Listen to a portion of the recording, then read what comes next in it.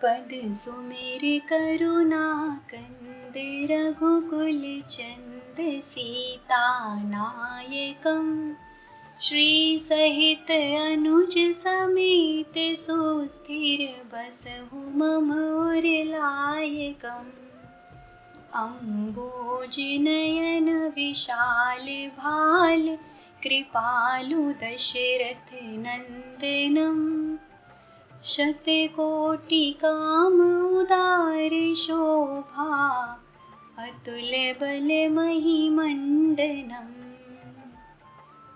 जय श्री कृष्ण। आप सभी का मेरे YouTube चैनल में स्वागत है। आज का विषय है कि श्री काकभुसुंडी जी कौन है। आइए हम चर्चा करेंगे श्री काकभुसुंडी जी के बारे में। कौवे का शरीर पाकर भी काकभुसुंडी जी वैराग्य, ज्ञान और विज्ञान में दृढ़ हैं। उनका श्री राम जी के चरणों में अत्यंत प्रेम है और उन्हें श्री रघुनाथ जी की भक्ति भी प्राप्त है। जब दक्ष के यज्ञ में माता सती का अपमान हुआ था, तब माता सती ने अत्यंत क्रोध करके अपने प्राण त्याग दिए थे और फिर शंकर जी के सेवकों ने यज्ञ विध्वंस कर दिया था। तब शंकर जी के मन में बड़ा सोच हुआ और वे माता सती के वियोग से दुखी हो गए तथा विरक्त भाव से सुंदर वन, पर्वत, नदी और तालाबों का कौतुक दृश्य देखते हुए यहाँ वहाँ फिरने लगे। उनका मन अत्यंत दुखी व अशांत हो गया। तब सुमेरु पर्वत की उत्तर दिशा में और भी दूर एक बहुत ही सुंदर नील पर्वत है।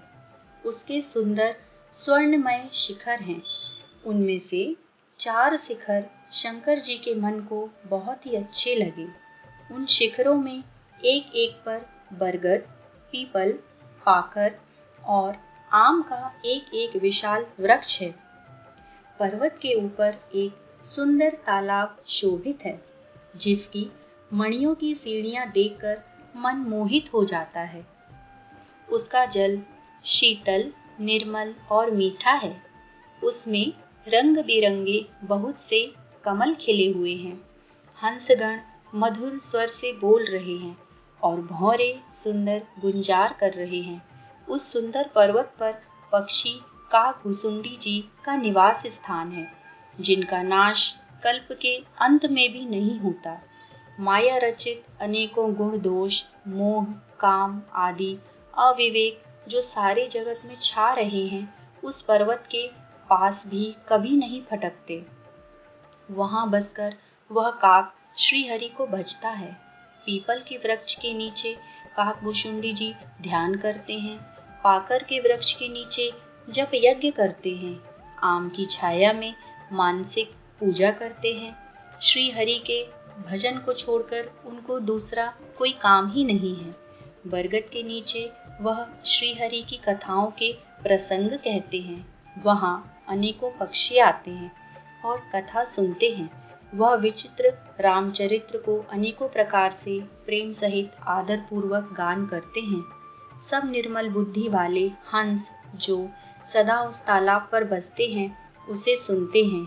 जब भगवान शंकर जी ने यह कौतुक दृश्य देखा, तब उनके हृदय में विशेष आनंद उत्पन्न हुआ।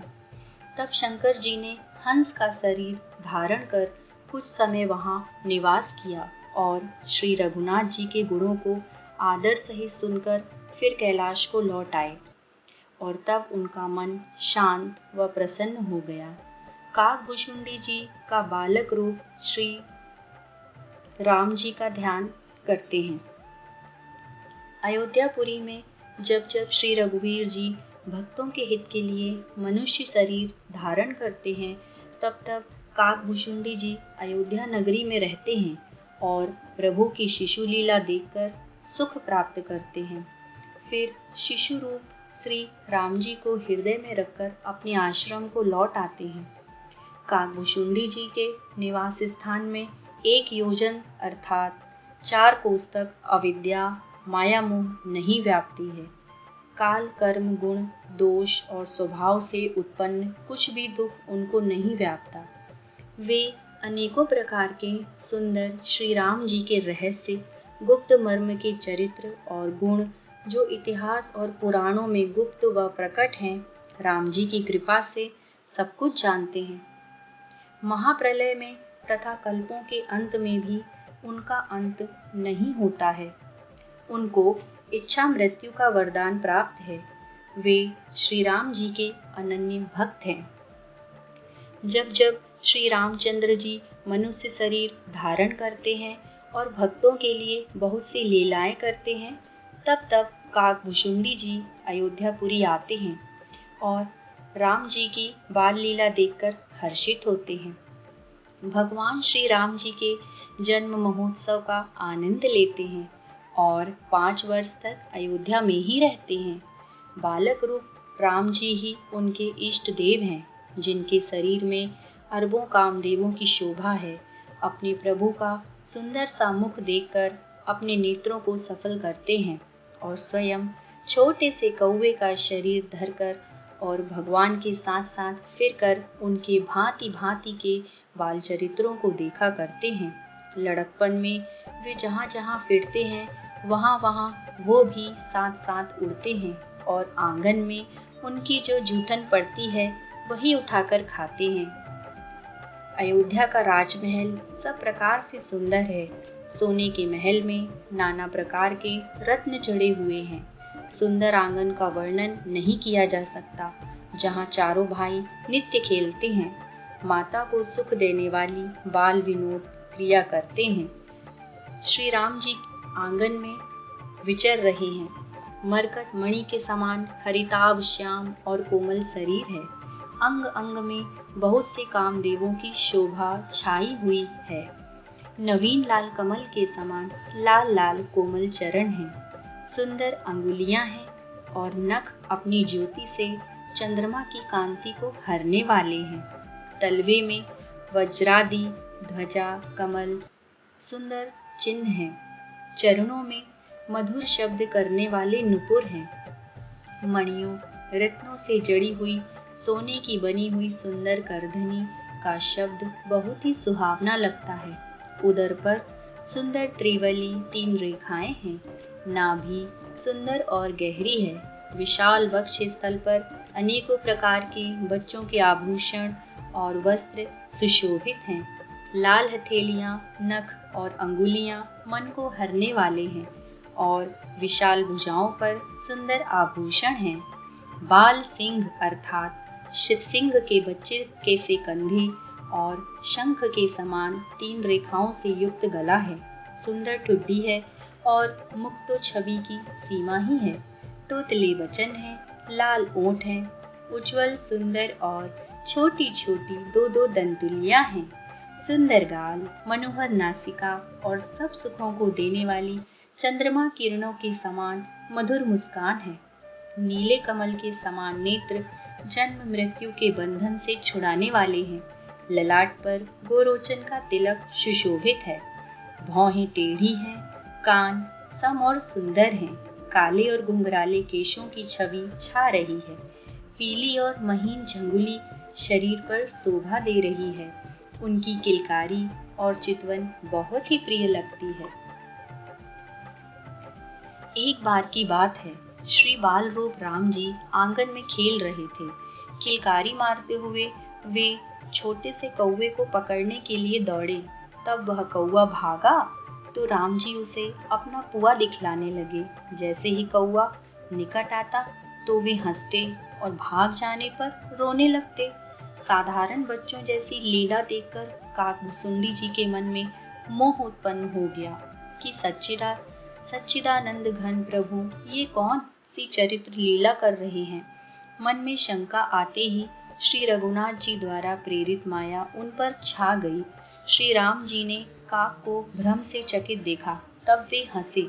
वे श्याम शरीर और लाल लाल हथेली और चरण तल वाले बाल रूप श्री राम जी घुटने और हाथों के बल काक को पकड़ने दौड़े। तब वह काक भाग चला। श्री राम जी ने काक को पकड़ने के लिए भुजा फैलाई। वह काक आकाश में दूर उड़ता। वैसे वैसे ही वहां राम जी की भुजा को अपने पास देखता था। काक ब्रह्मलोक तक गया और जब उड़ते हुए पीछे की ओर देखा तो काक व राम जी की भुजा में केवल 2 अंगुल की ही दूरी थी। 7 आवरणों को भेद कर जहाँ तक उस काक की गति थी वह वहाँ तक गया, पर वहाँ भी प्रभु की भुजा को अपने पीछे देखकर वह काक व्याकुल हो गया तथा भयभीत होकर उसने अपनी आंखें मूंद ली।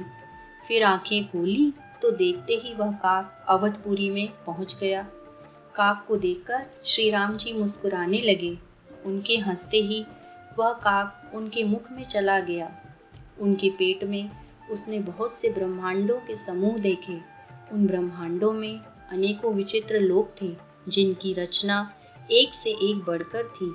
करोड़ों ब्रह्मा जी और शिव जी, अनगिनत तारागण, सूर्य और चंद्रमा, अनगिनत लोकपाल, यम और काल, अनगिनत विशाल पर्वत और भूमि, असंख्य समुद्र, नदी, तालाब और वन, देवता, मुनि, सिद्ध, नाग, मनुष्य, किन्नर तथा चारों प्रकार के जड़ चेतन जीव देखे, जो कभी न देखा था न सुना था, जिसकी कल्पना भी नहीं की जा सकती थी। वह काक एक एक ब्रह्मांड में एक 100 वर्ष तक रहा। प्रत्येक ब्रह्मांड में उन्होंने भिन्न भिन्न अनुपम वस्तुएं देखी। प्रत्येक ब्रह्मांड में रामावतार, उनकी अपार बाल लीलाएं भी देखी। सर्वत्र वही शिशुपन, वही शोभा, वही कृपालु श्री रघुवीर, परंतु प्रत्येक ब्रह्मांड में कौसल्या जी, दशरथ जी, भरत, लक्ष्मण, शत्रुघ्न, अयोध्या के नर नारी भिन्न भिन्न थे, पर राम जी सर्वत्र एक समान थे। श्री राम जी के पेट में उस काक ने बहुत से जगत देखे। काक को मन में विशेष भ्रम होने से थकान हो गई। प्रभु ने काक को व्याकुल देखा, तब हंस दिए और वह काक उनके मुख से बाहर आ गया। उसने कहा, प्रभु रक्षा कीजिए, रक्षा कीजिए। तब राम जी ने अपनी माया प्रभुता को रोक लिया और उन्हें अपनी अविरल भक्ति का वरदान दिया। आशा करती हूँ आपको यह कथा अच्छी लगी होगी। आगे भी ऐसे ही रुचिकर कथाएं सुनने के लिए मेरे चैनल @दीपाली गौतम माइथोलॉजी को सब्सक्राइब करें। वीडियो को लाइक और शेयर भी करें। जय श्री कृष्ण।